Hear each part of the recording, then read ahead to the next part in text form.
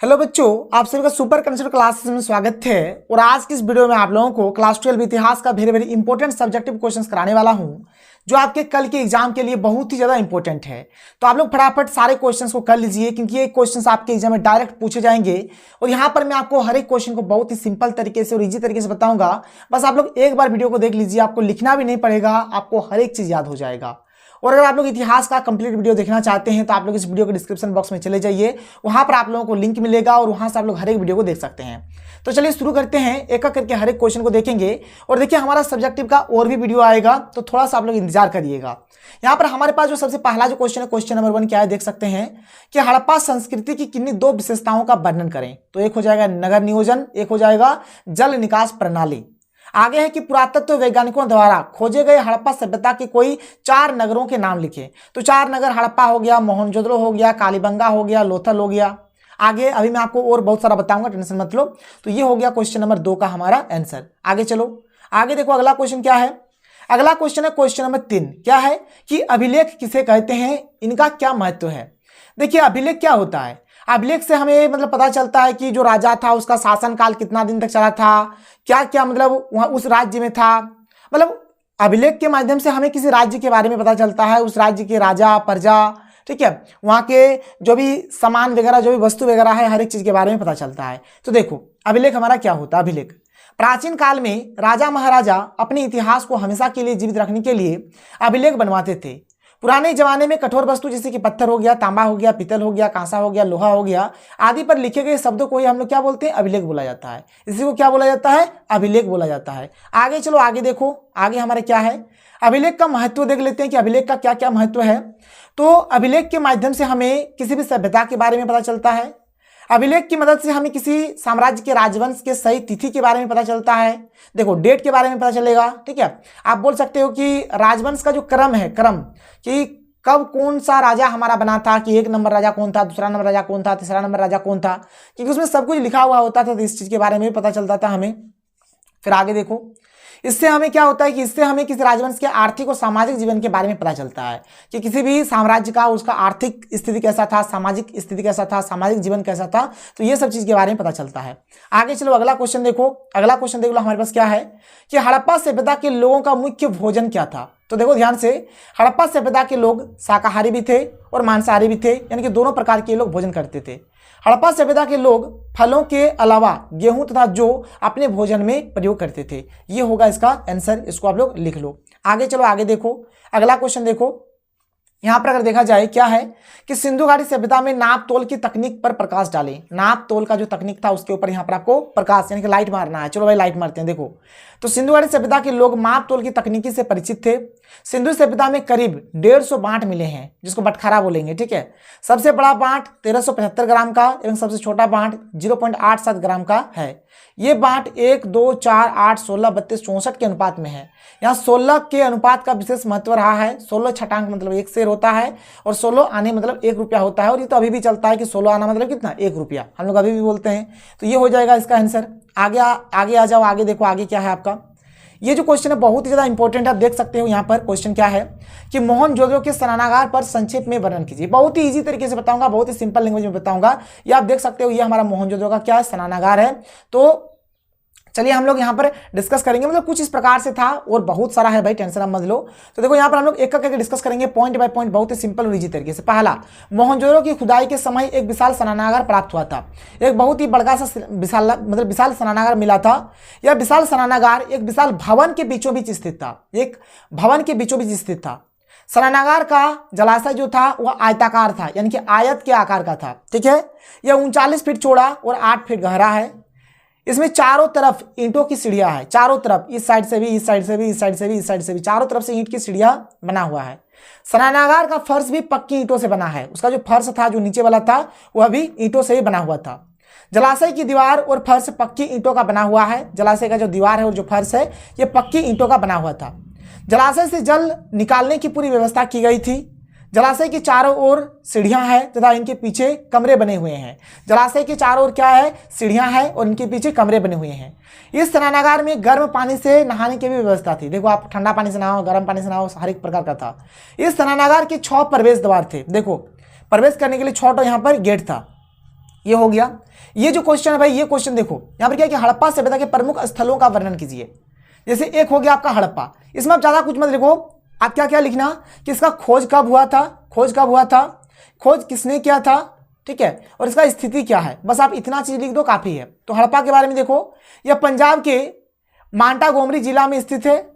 हड़प्पा जो है वो रावी नदी के किनारे स्थित है। इसकी खोज 1921 में दयाराम साहनी ने किया था। इतना लिखो काफी है, इतना लिखो काफी है। आगे चलो, हड़प्पा के बारे में जान लिया। मोहनजोदड़ो के बारे में देख लो, तो यह कहाँ है, तो ये सिंध के लड़काना जिला में स्थित है। मोहनजोदड़ो सिंध नदी के किनारे स्थित है। इसका खोज 1922 में राखलदास बनर्जी ने किया है। अब देखो भाई यहाँ पर जैसे कुछ कुछ मैंने और ले लिया है, अगर आप चाहो तो लिख सकते हो। जैसे यहाँ पर मैंने ले लिया चनहोदड़ो, इसका खोज क्या है, एनजी मजूमदार ने 1931 में, और ये हमारा पाकिस्तान में है और ये सिंध नदी के किनारे स्थित है। बस आपको ऐसे लिख देना। कैसे लिखना है कि चनहोदड़ो की खोज एनजी मजूमदार ने 1931 में किया था। यह पाकिस्तान के सिंध नदी के किनारे स्थित है। बस आप ऐसे लिखो, कोई दिक्कत नहीं है। आगे आ जाओ भाई, आगे आ जाओ। आगे देखो कालीबंगा, देखो यहाँ पर कालीबंगा जो बोलो, इसका खोज क्या है, ब्रजवासी लाल ने वर्ष 1953 में। ये राजस्थान के सरस्वती नदी के किनारे स्थित है। फिर लोथल, ये SR राव ने इसका खोज किया है 1957 में, और ये गुजरात के भोगवा नदी के किनारे स्थित है। बनावली, इसका खोज क्या है, RS बिष्ट यानी कि रविंद्र सिंह बिष्ट ने 1973 में, और ये हरियाणा के सरस्वती नदी के किनारे स्थित है। धोलावीरा, इसका खोज क्या है, रविंद्र सिंह बिष्ट यानी RS बिष्ट नहीं, 1990-91 के आसपास, और ये गुजरात के लूनी नदी या फिर आप बोलो मनसर नाला नदी के किनारे ये स्थित है। इसके बाद देखो भाई यहाँ पर ये जो क्वेश्चन है, ये one of the most important question है। क्या है कि हड़प्पा सभ्यता के पतन के कारणों पर प्रकाश डालिए। हड़प्पा सभ्यता का पतन क्यों हुआ था, तो एक बात होता है बाढ़, एक बात हो गया बाढ़, मतलब हड़प्पा सभ्यता जो है ना, यहाँ पर बार बार क्या होता था, बाढ़ आ जाता था, जिसके चलते यहाँ पर इनका पतन हो गया। बोला जाता है कि यहाँ पर करीबन 7 बार बाढ़ आया था, 7 बार, जिसके चलते क्या हुआ, इसका पतन हो गया। ठीक है, कोई दिक्कत नहीं है। आगे आ जाओ, आगे देखो। फिर यहाँ पर महामारी भी बहुत ही तेजी से फैलती थी, महामारी के कारण भी इनका पतन हो गया। जलवायु परिवर्तन, यहाँ का जलवायु हमेशा परिवर्तन होते रहता था। जंगलों की अत्यधिक कटाई के कारण जलवायु में परिवर्तन आया, जिससे सिंधु घाटी सभ्यता धीरे धीरे नष्ट हो गई। फिर है आपका भूतात्विक परिवर्तन।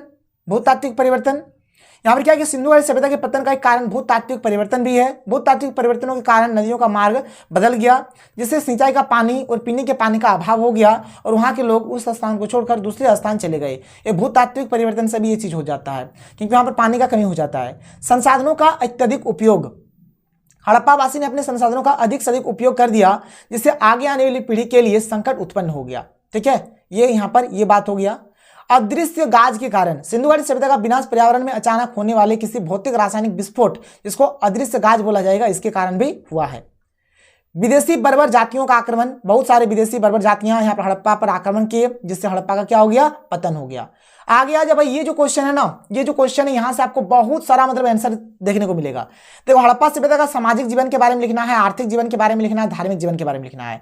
हो सके ये क्वेश्चन अलग अलग आए, या फिर हो सके ये क्वेश्चन एक साथ आए। सामाजिक जीवन अगर केवल बोलते तो केवल सामाजिक जीवन लिखो, अगर आर्थिक जीवन बोलेगा तो केवल आर्थिक जीवन लिखो, अगर धार्मिक जीवन बोलेगा तो केवल धार्मिक जीवन लिखो। अगर बोलता है कि हड़प्पा संस्कृति की विभिन्न विशेषताओं का विवेचना कीजिए, तो भाई यहाँ पर विशेषता में सबको लिख सकते हो, सामाजिक, आर्थिक, धार्मिक, सबको। हड़प्पा संस्कृति के निवासियों के सामाजिक, आर्थिक और धार्मिक जीवन, तो भाई आपको लिखना है। तो क्वेश्चन जैसे पूछा जाएगा आपको वैसे लिखना, लेकिन इतने तरीके से पूछा जा सकता है। सिंधु घाटी की नगर निर्माण योजना, कला, कौशल और धार्मिक विश्वासों का वर्णन कीजिए। हड़प्पा संस्कृति का नगर योजना, भवन निर्माण कला, स्नानागार तथा लेखन शैली क्या योगदान है। स्नानागार के बारे में अभी मैंने आपको बता दिया, ऊपर में मोहनजोदड़ो का जो स्नानागार बताया, बस वही आपको लिखना था। तो चलो एक एक करके देखते हैं क्या है क्या नहीं। बहुत ही सिंपल सिंपल मैंने लिख दिया भाई, एक के बारे में आप समझोगे। देखो क्या है, पहला है आपका यहाँ पर सामाजिक जीवन। इसमें क्या है कि हड़प्पा सभ्यता के लोग शाकाहारी और मांसाहारी दोनों प्रकार के भोजन करते थे, ये हो गया पहला बात। दूसरा, खुदाई से प्राप्त सुइयों के अवशेष से पता चलता है कि ये लोग सिले वस्त्र पहनते थे। मतलब जब खुदाई हुआ तो वहां से क्या मिला, सुई मिला। सुई क्या मिलता है, सुई मिलता है, जिससे ये पता चलता है कि इन लोग मतलब सिला हुआ वस्त्र पहनता था। हड़प्पा सभ्यता की स्त्रियां जुड़ा बांधती थी, जो होता ना, जो पीछे तरफ जुड़ा, जिसको खोपा बोलेंगे, खोपा, ठीक है, खोपा बांधती थी, तथा पुरुष लंबे लंबे तथा दाढ़ी, लंबे लंबे बाल तथा दाढ़ी मूछ रखते थे, और पुरुष जो थे वे लंबे लंबे बाल रखते थे, दाढ़ी मूछ भी रखते थे। इस सभ्यता के लोग आभूषणों के शौकीन थे, आभूषणों के शौकीन थे। मोहनजोदड़ो की नारियां काजल, पाउडर आदि का प्रयोग करती थी, यानी उस टाइम भी मेकअप वगैरह होता था। चनहोदड़ो से लिपस्टिक के अवशेष भी मिले हैं, मतलब लिपस्टिक भी था। इनके आभूषण बहुमूल्य पत्थरों जैसे कि हाथी दांत, हड्डी एवं शंख आदि के बनते थे। मिट्टी एवं धातुओं से निर्मित तरह तरह के बर्तनों का प्रयोग करते थे इन लोग। फर्श पर बैठने के लिए चटाइयों के साथ साथ पलंग और चारपाई से भी परिचित थे, मतलब ये सब चीज का भी यहाँ पर इन लोग यूज करते थे। यहाँ प्राप्त नर्तकी की मूर्ति से पता चलता है कि हड़प्पा के लोग गाने बजाने के भी शौकीन थे। मछली फंसाने के कांटे एवं एक मुहर पर तीर से हिरन को मारने का संगत मिला है, जिससे पता चलता है कि ये लोग शिकारी के भी शौकीन थे, मतलब ये लोग शिकार वगैरह क्या करते थे। अब आता है हमारा धार्मिक जीवन। धार्मिक जीवन में देखो क्या है, हड़प्पा सभ्यता में मंदिर प्राप्त नहीं हुआ और न ही ऐसा कोई भवन मिला जिसे कि मंदिर की संज्ञा दी जा सके, जिसको हम लोग मंदिर कह सके। मोहनजोदड़ो एवं हड़प्पा के लोग मातृ देवी की पूजा करते थे। मातृ देवी आज दुर्गा, काली, चंडी, गौरी आदि नाम से जानी जाती है। तो ये लोग मातृ देवी का पूजा करते थे। आगे देखो, आगे क्या कि हड़प्पावासी धरती को उर्वरता की देवी मानकर उसकी पूजा करते थे। हड़प्पावासी पशुपतिनाथ का पूजा करते थे। हड़प्पा सभ्यता से बहुत सारे पत्थर अथवा मिट्टी से बनी लिंग योनि की प्राप्ति हुई, जिससे पता चलता है कि हड़प्पावासी लिंग पूजा भी करते थे। ये लोग वृक्ष मतलब पीपल का भी पूजा करते थे। ये लोग कुबड़ वाले बेल को भी पूजते थे। नाग पूजा भी इन लोग करते थे। बड़ी संख्या में यहाँ से ताबीज वगैरह मिला, जिससे ये पता चलता है कि इन लोग तंत्र मंत्र में भी विश्वास करते थे। यहाँ पर स्वास्तिक का चिन्ह मिला, जिससे पता चलता है कि इन लोग सूर्य देवता का भी पूजा करते हैं। यहाँ पर क्या है कि कालीबंगा से क्या होता है, हवन कुंड मिलता है, जिससे पता चलता है कि ये लोग मतलब यज्ञ वगैरह भी किए थे। अंतिम संस्कार पर यहाँ पर कुछ मतलब अच्छे तरीके से पता नहीं चला कि क्या करते थे क्या नहीं करते थे। खुदाई से प्राप्त तावीजों से पता चलता है कि ये लोग अंधविश्वासी थे और भूत प्रेतों में विश्वास भी करते थे। कितना सिंपल इजी लैंग्वेज है कि आप एक बार पढ़ रहे हो तो आपका याद हो रहा है। आगे देखो इसका आर्थिक जीवन के बारे में देखो क्या है। तो हड़प्पा सभ्यता के अधिकतर लोग कृषि पर निर्भर थे। अधिकतर लोग क्या करते थे, कृषि करते थे। खेतों की उर्वरता के कारण यहाँ अनाज की कमी नहीं थी। यहाँ पर अनाज का कोई कमी नहीं था। हड़प्पावासी कपास की भी खेती करते थे, जिससे वे लोग अपने लिए कपड़े बनाते थे। कृषि के साथ साथ हड़प्पावासियों की अर्थव्यवस्था का आधार पशुपालन भी था। गाय, बैल, भेड़, कुत्ता, हाथी, सुअर, गधा एवं ऊंट इनके प्रमुख पालतू जानवर थे। कुत्ता शिकार के भी काम आता था। इनके अलावा बिल्ली, बंदर, खरगोश, हिरन, मुर्गा, मोर, तोता, उल्लू एवं हंस आदि के चित्र भी यहाँ प्राप्त मूर्तियों, खिलौने एवं मुहरों पर मिले हैं। मतलब ये सब चीज के बारे में भी इन लोग जानते थे। कृषि तथा पशुपालन के अतिरिक्त हड़प्पावासी शिल्प एवं उद्योग धंधों का भी काम करते थे। तो यहां तक हो गया। अब देखो जैसे अभी नगर निर्माण योजना बोला, तो देखो नगर निर्माण योजना अभी मैं आपको यहां पर समझा देता हूं। और ये भी जो क्वेश्चन है one of the most important question है, वेरी वेरी इंपोर्टेंट क्वेश्चन। देख लो क्या है कि सिंधु घाटी सभ्यता एक शहरी सभ्यता थी, कैसे उल्लेख करें, या फिर हड़प्पा सभ्यता के नगर निर्माण योजना पर प्रकाश डालें। तो चलो भाई देखते हैं क्या होगा इसका आंसर। क्या होगा आंसर, देखो देखते हैं क्या क्या नहीं है। पहला कि सिंधु घाटी सभ्यता या हड़प्पा सभ्यता में नगर की सड़कें एवं मकान सुनियोजित ढंग से बनाए गए थे। मकान बनाने के लिए पक्की ईंटों का प्रयोग किया गया था। मतलब एकदम बहुत ही अच्छे तरीके से प्लान करके बनाया गया था। और यहाँ पर मकान को बनाने के लिए पक्की ईंटों का प्रयोग हुआ था। सड़कों तथा गलियों को ग्रिड पद्धति यानी कि जाल नुमा में बनाया गया था। यानी कि सड़कें सीधी थी और एक दूसरे को समकोण पर काटती थी। जो सड़कें थी ना एकदम सीधी थी और 90 डिग्री पर एक दूसरे को काटती थी। नगरों के गंदे पानी को निकालने के लिए पक्की और ढकी नालियों की व्यवस्था की गई थी। पक्की और ढकी नालियां यहाँ पर बनाए गए थे। विशेष अवसरों के लिए सार्वजनिक स्नानागार बनाए गए थे। हड़प्पा सभ्यता के मकानों में सभी प्रकार की सुविधाएं थी। हड़प्पा सभ्यता में अन्न रखने के लिए अन्न भंडार बनाए गए थे। अन्न भंडार भी थे वहां पे, ठीक है। इसके बाद देखो हमारा अगला क्वेश्चन स्टार्ट हो जाता है क्या कि मोहनजोदड़ो की नगर निर्माण योजना की प्रमुख विशिष्टताओं का उल्लेख करें। क्या है, तो पहला इनकी नगर योजना जो है ये सुव्यवस्थित एवं वैज्ञानिक थी। एकदम अच्छे तरीके से प्लान करके और एकदम वैज्ञानिक तरीकों से बनाया गया था। मोहनजोदड़ो नगर लगभग 1 मील में फैला था। इसके चारों ओर सुरक्षा हेतु 4 दीवारी का निर्माण किया गया था। ऐसी व्यवस्था हड़प्पा में भी थी। मतलब मोहनजोदड़ो में जो 4 दीवारी वाला व्यवस्था है ऐसा हड़प्पा में भी था। सड़कों तथा गलियों को ग्रिड पद्धति जालनुमा में बनाया गया था। सड़कें सीधी थी और एक दूसरे को समकोण पर काटती थी। मुख्य सड़क में गलियां आकर मिलती थी। सड़कों के दोनों ओर मकान बने होते थे। सड़क के किनारे वृक्षारोपण भी किया जाता था। सड़क के किनारे नालियां का निर्माण किया जाता था। यह नालियां ढकी हुई होती थी। प्रत्येक नाली एक दूसरे से जुड़े रहते थे। इन नालियों से घरों का गंदा पानी शहर से बाहर निकल जाता था। नालियों का निर्माण पत्थर, ईंटों एवं चूने के द्वारा किया जाता था। नगर में स्वास्थ्य एवं सफाई पर भी विशेष ध्यान जाता था। मोहनजोदड़ो में सार्वजनिक प्रयोग के लिए विशाल माल गोदाम बनाए गए थे। मतलब माल गोदाम था, मतलब अन्न वगैरह रखने के लिए, अनाज वगैरह रखने के लिए।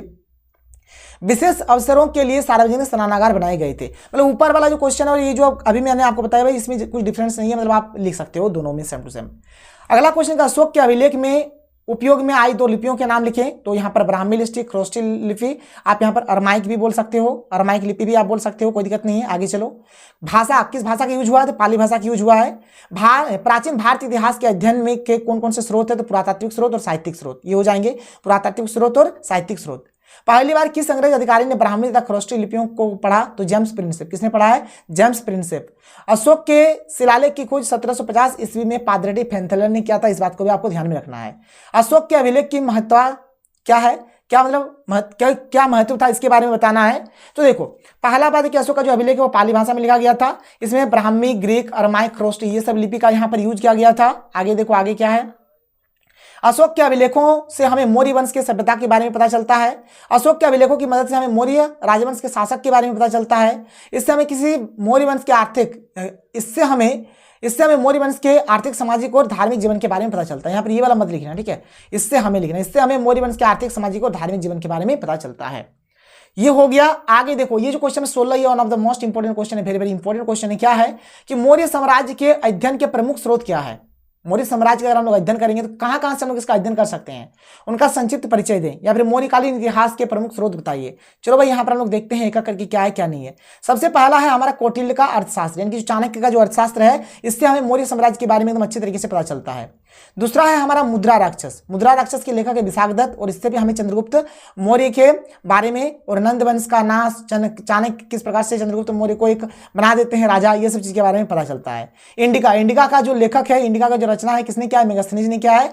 और ये कौन थे, एक यूनान का दूत था जो चंद्रगुप्त मौर्य के दरबार में आया था, और इन्होंने मतलब यह जो इंडिका है इससे भी हमें मौर्य वंश के शासन व्यवस्था के बारे में पता चलता है। अशोक के अभिलेख, तो अशोक के अभिलेख, शिलालेख, स्तंभलेख, गुहालेख ये सबसे भी हमें मौर्य वंश के बारे में पता चलता है। पुराण से भी हमें मौर्य वंश के बारे में पता चलता है। जैन और बौद्ध साहित्य इससे भी हमें मौर्य वंश के बारे में पता चलता है। आगे देखो क्या है कि चंद्रगुप्त मौर्य की उपलब्धियों की विवेचना करें, मतलब चंद्रगुप्त मौर्य को क्या क्या उपलब्धि प्राप्त हुआ था। ठीक है, चलो बात करते हैं आगे। देखो, पहला है मगध की विजय, मतलब ये मगध को जीता था। दूसरा है पंजाब की विजय, पंजाब को भी जीता है। तीसरा है बंगाल विजय, मतलब ये बंगाल को भी जीता है। दक्षिण भारत पर विजय, मतलब दक्षिण भारत को भी जीता है। ठीक है, इनका जो सैन्य शक्ति था बहुत ही पावरफुल था, बहुत ही शक्तिशाली था। ठीक है, यही चीज लिखा गया है यहाँ पे। चंद्रगुप्त ने अपनी प्रजा के अच्छे स्वास्थ्य के लिए औषधालय बनवाए, नगरों गांवों की सफाई का प्रबंध किया, शिक्षा का विशेष ध्यान दिया। अपने विशाल साम्राज्य की निगरानी के लिए चंद्रगुप्त के पास सुदृढ़ मतलब अच्छे गुप्तचर भी थे। ठीक है, आगे देखो, भूमि वन एवं खानों पर राज्य का अधिकार था। करों से प्राप्त आय से सिंचाई के लिए नहरें, कुएं, तालाब आदि की व्यवस्था होती थी। नहरों से प्राप्त जल के बदले किसान कर देते थे। मतलब देखो, चंद्रगुप्त मौर्य को जो भी टैक्स मिलता था वो टैक्स का पैसा खाते नहीं थे। ठीक है, वो क्या करते थे, इससे गरीबों किसानों के लिए जल का, सिंचाई का व्यवस्था कर देते थे। सड़कों के प्रबंध के लिए अलग विभाग था। सड़कों पर दूरी बताने के लिए मील के पत्थर लगे थे कि जैसे यहाँ से यहाँ तक मान के चलो धनबाद हो गया आपका 10 किलोमीटर, तो जो पत्थर में जो इस प्रकार से लिखा हुआ रहता था, इस प्रकार से मील का पत्थर भी था। धर्मशाला, पानी पीने के लिए कुआं, ठीक है, सड़क के किनारे वृक्ष वगैरह सब कुछ यहाँ पर था। आगे देखो अगला क्वेश्चन, आगे क्वेश्चन क्या है, अशोक ने धर्म प्रचार के लिए क्या क्या उपाय किए, या फिर अशोक द्वारा बौद्ध धर्म के प्रचार प्रसार के लिए किए गए कार्यों का विवरण प्रस्तुत करें। देखो भाई क्या क्या क्या इन्होंने, तो अशोक ने बौद्ध धर्म को राजधर्म घोषित कर दिया था। उसने अपने प्रमुख व्यक्ति को इस धर्म के प्रचार प्रसार का आदेश दिया। सबसे पहला बात अशोक ने क्या किया, अपने राज्य में बौद्ध धर्म को राजधर्म घोषित कर दिया, और जो मतलब उनके प्रमुख व्यक्ति थे उनको धर्म का प्रचार प्रसार करने का आदेश दे दिया। अशोक ने पशुओं की हत्या में शिकार पर प्रतिबंध लगा दिया। अशोक ने अधिकारियों को अच्छा व्यवहार करने के आदेश दिया था। अशोक ने जनता से वैसा ही व्यवहार किया जैसा एक पिता अपने पुत्र पुत्री से करता है। अशोक ने धर्म की स्थापना की तथा धर्म की देखरेख और इसके नियमों को लागू करवाने के लिए धम्म महामात्रों की नियुक्ति की। धम्म महामात्रों का नियुक्ति होता है। बिहार यात्रा के स्थान पर अशोक ने धम्म यात्रा का प्रतिपादन किया। अशोक ने तीसरी बौद्ध संगति का आयोजन अपने ही राज्य की राजधानी में कराया। अशोक ने अपने साम्राज्य में हजारों स्तंभ और शिलालेख बनवाए जिस पर बौद्ध धर्म के सिद्धांत को खुदवाया गया। अशोक बौद्ध भिक्षुओं, धर्म प्रचारकों तथा धर्म प्रचार में लगी धार्मिक संस्थाओं को दान देने लगा। अशोक ने बौद्ध ग्रंथ का अनुवाद पाली भाषा में करवाया। धर्म प्रचार के लिए अशोक ने कई प्रकार के सामाजिक समारोह का आयोजन किया, मतलब सामाजिक समारोह का भी यहाँ पर आयोजन किया गया था। आगे क्या है, अशोक ने सड़कों किनारे कुएं खुदवाए, धर्मशालाएं बनवाए, मनुष्य और पशुओं के लिए अस्पताल की व्यवस्था की, शिक्षा वगैरह का व्यवस्था किया। ये सब चीज़ यहाँ पे देख सकते हो। बौद्ध धर्म के सिद्धांत के अनुरूप अहिंसा अशोक के धर्म का प्रमुख बिंदु था। उसने पशुओं की हिंसा अथवा हत्या के ऊपर कठोर दंड की व्यवस्था किया, और कि जो भी यहाँ पर पशु या फिर पक्षी का जो भी हत्या करेगा उसके ऊपर क्या होगा, कठोर दंड दिया जाएगा। देखो ये जो धम्म है इसका क्या क्या विशेषता है, चलो एक करके देखते हैं। पहला देखो, पहला कि सम्राट अशोक ने कहा है कि प्रत्येक मनुष्य को अपने माता पिता की सेवा करनी चाहिए, ये तो बात सही है भाई, और शिक्षकों का सम्मान करना चाहिए, ये भी बात सही है। हम सभी को अहिंसा एवं सच्चाई का पालन करना चाहिए, जो अहिंसा है और जो सच्चाई उसका हमें पालन करना चाहिए। उन्होंने सभी पशु वध और बलि पर प्रतिबंध लगा दिया। सदा सच बोलने के लिए बोला। दूसरे धर्म के प्रति भी सहिष्णुता रखने के लिए बोला। सदाचार पूर्ण एवं नैतिक जीवन व्यतीत करना, ठीक है, अपने वासनाओं पर नियंत्रण रखना, सबके प्रति उदार एवं दयालु बनना, दासों नौकर चाकरों के प्रति दया का भाव रखना। तो ये सब चीज यहाँ पर आप देख सकते हो। इसके बाद हमारा अगला क्वेश्चन आता है भाई महाजनपद। महाजनपद किसको बोलेंगे, जैसे अभी के टाइम में राज्य होता है ना, तो उस समय क्या था, महाजनपद था। तो महाजनपद दो शब्दों के मेल से बना है। पहला है महा, जिसका अर्थ होता है बड़ा, और दूसरा है जनपद, जिसका अर्थ होता है क्षेत्र। पुराने समय के भारत में राज्य या प्रशासनिक इकाइयों को क्या बोला जाता था? महाजनपद बोला जाता था। उत्तर वैदिक काल तथा बौद्ध ग्रंथों में इनका कई बार उल्लेख मिलता है। ये जो आपका क्या है, उत्तर वैदिक काल या फिर बौद्ध ग्रंथ जो है, इसमें बहुत इसका उल्लेख मिलता है। बौद्ध ग्रंथ अंगुत्तर निकाय एवं जैन ग्रंथ भगवती सूत्र में हमें 16 महाजनपदों का उल्लेख मिलता है। देखो, जो बौद्ध ग्रंथ अंगुत्तर निकाय है और जो जैन ग्रंथ भागवती सूत्र है, उसमें हमें 16 महाजनपदों का उल्लेख मिलता है। इसके गुण का बात करें, पहला देखो क्या कि अधिकांश महाजनपदों पर राजा का शासन होता था। महाजनपद पर किसका शासन होता था? तो राजा का शासन होता था। प्रत्येक महाजनपद की एक राजधानी होती थी, जिसे प्राय किले से घिरा जाता था। और जितना भी यहाँ पर राजधानी है सबका क्या होता था? सबका यहाँ पर जितना भी महाजनपद है सबका क्या होता था? एक राजधानी होता था, जिसको किले से घेर दिया जाता था। शासकों का काम किसानों, व्यापारियों, शिल्पकारों से कर तथा भेंट वसूलना था। जो भी शासक था वहाँ पे, तो क्या करते थे? ये व्यापारी से, शिल्पकार से, किसान से क्या करते थे? कर, फिर टैक्स लेते थे। धीरे धीरे कुछ राज्यों ने अपनी स्थायी सेनाएं और नौकरशाही तंत्र तैयार कर लिया। पर धीरे धीरे क्या होता है, बहुत सारे राज्यों ने क्या करता है? अपना स्थायी यहाँ पर सेना और नौकरशाही तंत्र स्थापित कर लेते हैं। आगे देखो हमारे पास अगला क्वेश्चन क्या है। देखिए अगला क्वेश्चन नंबर 21, और ये भी एक बहुत ही ज्यादा इंपॉर्टेंट क्वेश्चन है। यहाँ पर ये जो क्वेश्चन इसमें पूछा जा रहा है कि जो मगध है ना, मगध ये सबसे शक्तिशाली महाजनपद था, तो क्यों था या फिर कैसे था, इसके बारे में आपको यहाँ पर बताना है। ये क्वेश्चन ऐसे आ सकता है, या फिर ये क्वेश्चन ऐसे आ सकता है, या फिर ये क्वेश्चन ऐसे आ सकता है। तो चलो देखते हैं इसके आंसर को कि मगध जो था वो सबसे शक्तिशाली महाजनपद क्यों था। तो देखिए, पहला बात ये रहा कि मगध गंगा नदी के आसपास स्थित था, इसलिए यहाँ उपजाऊ भूमि की कमी नहीं थी, जिससे यहाँ कृषि बहुत ही अधिक मात्रा में होती थी। एक बात समझ में आया कि गंगा नदी के आसपास था, इसलिए यहाँ पर बहुत ही उपजाऊ भूमि थी, इससे यहाँ पर कृषि बहुत ही अधिक मात्रा में होता था। मगध में सघन वन होने के कारण उन वनों में हाथी जैसे जानवर रहते थे, जो लड़ाई में काम आते थे तथा मकान और रथ इत्यादि बनाने के लिए लकड़ी भी उपलब्ध थी। ये बात हो गया। मगध में लोह अयस्क के खदाने थे, जिससे विभिन्न प्रकार के हथियार बनाए जाते थे। मगध चारों ओर से पहाड़ों और नदियों से घिरा हुआ था, जिससे मगध पर आक्रमण करना बहुत कठिन था। मगध के शक्तिशाली होने का कारण कुशल शासक भी था। वहां का राजा जो था बहुत ही पावरफुल था, अच्छा था। इसीलिए मगध के लोग अपने राज्य का विस्तार करने के लिए अत्यधिक उत्साहित रहते थे। जो मगध के जो लोग थे ना, वे लोग भी क्या चाहते थे कि मतलब अपना राज्य का विस्तार हो, तो लोग भी बहुत ही ज्यादा एक्साइटेड रहते थे। इसके बाद देखो अगला क्वेश्चन, ये जो क्वेश्चन ये भी बहुत ही इंपॉर्टेंट क्वेश्चन है। क्या है कि मौर्यों के नगर प्रशासन का एक विवरण प्रस्तुत करें, या फिर मेगस्थनीज ने पाटलिपुत्र के नगर प्रशासन का वर्णन किस प्रकार किया है। मतलब देखो यहाँ पर नगर प्रशासन को लेकर कोई क्वेश्चन आता है, अगर मौर्य साम्राज्य का अगर नगर प्रशासन को लेकर कोई सा भी क्वेश्चन आता था, आप इसको चिपका देना। देखो जो हमारा मौर्य साम्राज्य का जो शासन व्यवस्था था, ठीक है, या फिर प्रशासन जो था, वो 4 पार्ट में बटा हुआ था। एक था केंद्रीय शासन, दूसरा था प्रांतीय शासन, तीसरा था नगर शासन और चौथा था ग्रामीण शासन यानी ग्राम शासन। देखो सबसे पहले हमारा आता है केंद्र शासन। तो केंद्र शासन में क्या होता था, इसमें जो राजा होता था, तो राजा क्या होता था, सत्ता का केंद्र था, मतलब राजा ही सबसे मेन हुआ। वह निरंकुश नहीं था, वह निरंकुश भी नहीं था, उस पर मंत्री परिषद का अंकुश था। देखो मौर्य साम्राज्य का जो राजा था बहुत ही अच्छा था, चाहे चंद्रगुप्त मौर्य का बात करो, चाहे अशोक का बात करो, चाहे बिंदुसार का बात करो, सब बहुत ही बेस्ट राजा था। तो ये निरंकुश नहीं थे, उस पर किसका अंकुश रहता था, तो मंत्री का। कौटिल्य के अनुसार राज्यों के 7 तत्व है, जिसको सप्तांग सिद्धांत बोला जाता है। आप चाहो तो ये सबका नाम लिख देना, और अगर भूल जाओगे तो नहीं लिखने से भी कोई दिक्कत नहीं है। एक था राजा, दूसरा मित्र, फिर दुर्ग यानी किला, अमात्य यानी कि सचिव, जनपद यानी कि क्षेत्र, कोष यानी कि खजाना, और सेना यानी कि सेना। ठीक है, तो ये 7 इसके क्या तत्व है, जिसको सप्तांग सिद्धांत बोला गया है। फिर आते हैं मंत्री परिषद। तो इसमें 12 से 20 तक मंत्री होते थे। प्रत्येक मंत्री को 12,000 पन वार्षिक वेतन मिलता था। ये हो गया मंत्री। इसके बाद आता है प्रांतीय शासन। प्रांतीय शासन में क्या होता है कि अत्यधिक विशाल साम्राज्य होने के कारण संपूर्ण साम्राज्य पर केंद्र से शासन करना संभव नहीं था। अतः शासन सुविधा की दृष्टि से मौर्य शासकों ने संपूर्ण मौर्य साम्राज्य को 5 प्रांतों में बांट दिया था।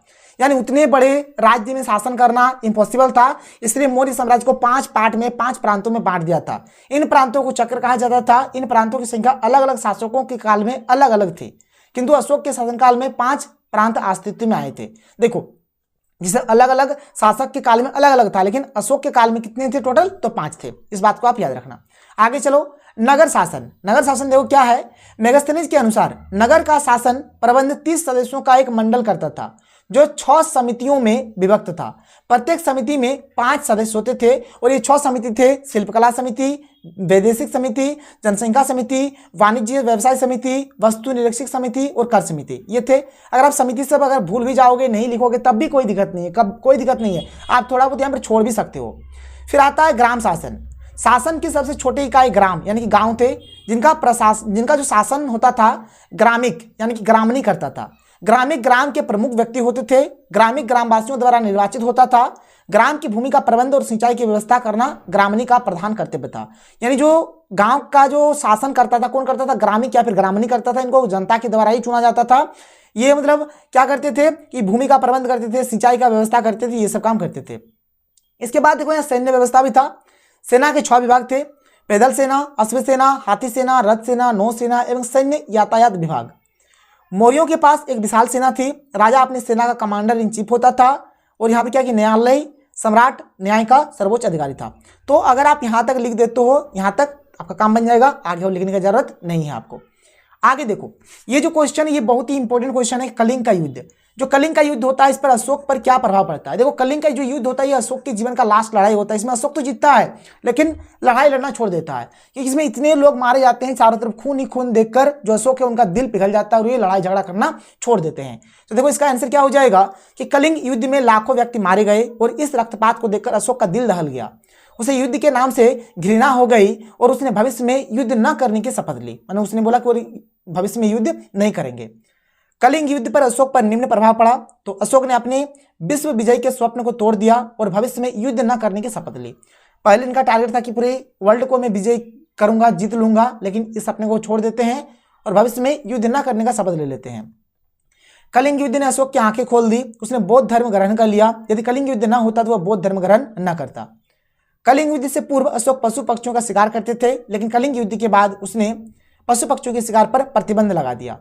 कलिंग युद्ध से पूर्व अशोक मांसाहारी थे, लेकिन कलिंग युद्ध के बाद उसने मांस मछली खाना छोड़ दिया और शाकाहारी जीवन चुन लिया। इसने अहिंसा, सत्य, प्रेम, दान, परोपकार आदि का रास्ता अपनाया। बौद्ध धर्म का प्रचार प्रसार पूरे देश के साथ साथ विदेशों में भी किया। तो ये होगा इसका करेक्ट आंसर। आगे चलो भाई, देखो आज हम लोग पढ़ेंगे शादी के बारे में। टोटल 8 प्रकार का शादी होता है, इसके बारे में हम लोग यहाँ पर डिस्कस करेंगे। आप यहाँ पर 2 प्रकार के शादी के बारे में जानते हो। तो ये जो क्वेश्चन ये ऐसे भी आ सकता है, ऐसे भी आ सकता है, ऐसे भी आ सकता है। जहाँ पर विवाह आपको दिखाई दे, जहाँ पर विवाह आपको दिखाई दे, तो बस आप इस क्वेश्चन का जो आंसर होगा उसको चिपका देना। देखो आप शादी 2 प्रकार का जानते हो। एक तो भाई आप लव मैरिज जानते हो और एक आप अरेंज मैरिज जानते हो। तो ये 2 प्रकार का जानते हो, लेकिन यहाँ पर 8 प्रकार का शादी यहाँ पर मैं आपको समझाने वाला हूँ। देखो ये तो पढ़ लेना। यहाँ पर टोटल 8 प्रकार के विवाह का वर्णन किया गया है। एक एक करके यहाँ पर मैं आपको समझाता हूँ क्या है क्या नहीं है।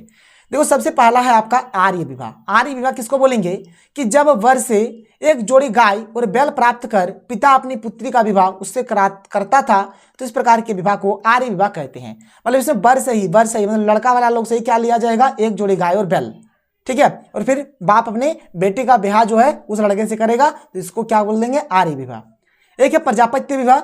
जब पिता वर से यह प्रतिज्ञा कराता था कि वह और उसकी पुत्री मिलजुल कर सामाजिक धार्मिक कर्तव्यों का निर्वाह करेंगे, तब अपनी पुत्री का विवाह करता था। इस प्रकार के विवाह को प्रजापत्य, ठीक है, प्रजापत्य विवाह कहते हैं। इसमें क्या बोला गया कि जो लड़की का जो बाप होगा ना, लड़के का जो बाप होगा वो लड़का से पहले प्रतिज्ञा यानी कि समझो कसम खिलाएगा कि तुम बोलो कि अपनी बेटी का मतलब मेरे बेटी का ध्यान रखोगे, सामाजिक धार्मिक काम को तुम दोनों साथ साथ करोगे। उसके बाद जो शादी होता था इसको बोलेंगे प्रजापत्य विवाह। क्या बोलेंगे, प्रजापत्य विवाह। 2 टाइप का विवाह आप लोगों ने जान लिया। अब एक है आपका असुर विवाह। एक है आपका असुर विवाह। कन्या के पिता या परिवार को धन या अन्य संपत्ति देकर मनमर्जी से कन्या को ग्रहण करना असुरी विवाह कहलाता है, ठीक है, कहलाता है, ठीक है, कहलाता है। इसमें कन्या की मर्जी या नामर्जी का ध्यान नहीं रखा जाता है। इसमें लड़की राजी हो चाहे ना राजी हो कोई मतलब नहीं है, बस यहाँ पर लड़की के परिवार को पिता को धन दे देगा और लड़की को जोर जबरदस्ती ले आएगा। तो इस प्रकार का जो शादी होगा इसको बोलेंगे असुर विवाह। एक है गंधर्व विवाह। जब वर एवं कन्या एक दूसरे के गुणों पर आकर्षित होकर विवाह करते हैं तब यह गंधर्व विवाह कहलाता है। यह वर्तमान प्रेम विवाह की तरह है, जिस तरह लव मैरिज जो होता है बिल्कुल गंधर्व विवाह पहले वैसे ही होता था।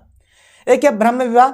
जब अच्छे स्वभाव और उत्तम कुल के वर से कन्या का विवाह उसकी सहमति और रीति रिवाज से कराया जाता है तो उसे ब्रह्म विवाह कहते हैं। इसमें वर और वधू से किसी तरह की जबरदस्ती नहीं होती, कुल और गोत्र का विशेष ध्यान रखा जाता है। ये विवाह शुभ मुहूर्त में किया जाता है। आज भी यही विवाह प्रचलित है, यानी यही है हमारा अरेंज मैरिज। अरेंज मैरिज में बिल्कुल ऐसे ही होता है। एक है देव विवाह, जब विधिवत यज्ञ का अनुष्ठान करने वाले पुरोहित के साथ कन्या का विवाह कराया जाता है तो उसे देव विवाह कहते हैं। एक है राक्षस विवाह, बलपूर्वक कन्या का अपहरण कर उससे शादी करना राक्षस विवाह कहलाता है। एक है आपका पिशाच विवाह, सोती हुई या फिर अचेत या फिर पागल या फिर नशे से धूर्त लड़की के साथ जब बलपूर्वक संभोग, पहले संभोग कर लेगा उसके बाद उसको विवाह हेतु मजबूर किया जाता है, उसके बाद जो विवाह होता है उसी को क्या बोला जाएगा, पिशाच विवाह बोलेंगे, उसको क्या बोलेंगे, पिशाच विवाह। ये देखो यहाँ पर और कुछ शादी के और प्रकार, जैसे अंतर विवाह मतलब हो गया एक ही गोत्र में अगर विवाह होगा तो उसको बोलेंगे अंतर विवाह। बहिर्विवाह, अगर गोत्र के बाहर अगर विवाह होता है तो उसको बोलेंगे बहिर्विवाह। एक होता है बहुपत्नी प्रथा, मतलब एक पुरुष की अनेक पत्नियां हो, मतलब एक तो पुरुष रहेगा उसका बहुत सारा पत्नी रहेगा तो उसको क्या बोलेंगे, बहुपत्नी प्रथा। तो महाभारत में विचित्रवीर्य की पत्नियां जैसे अंबा अम्बिका थी, पांडु की पत्नियां कुंती एवं मादी थी, उसी प्रकार से बहुपति मतलब बहुत पत्नी, मतलब देखो ये जो बहुपति है ना, पति, बहु माने बहुत, पति माने पति माने बहुत पति होगा, ठीक है, मतलब एक से अधिक पति होगा, एक स्त्री के कई पति, ठीक है, होगा जिसको बहुपति प्रथा बोलेंगे। जैसे महाभारत में द्रौपदी के 5 पति थे, हिमालय क्षेत्र की कुछ जातियों में भी यह प्रथा प्रचलित थी। ठीक है, तो ये रहा हमारा आज का वीडियो। बहुत ही जल्द आपको दूसरा वीडियो मिलेगा, आप लोग दूसरा वीडियो का इंतजार करिए और हर एक वीडियो को देख लीजिएगा। तो चलिए हम लोग मिलते हैं अगले वीडियो में। थैंक यू, जय हिंद।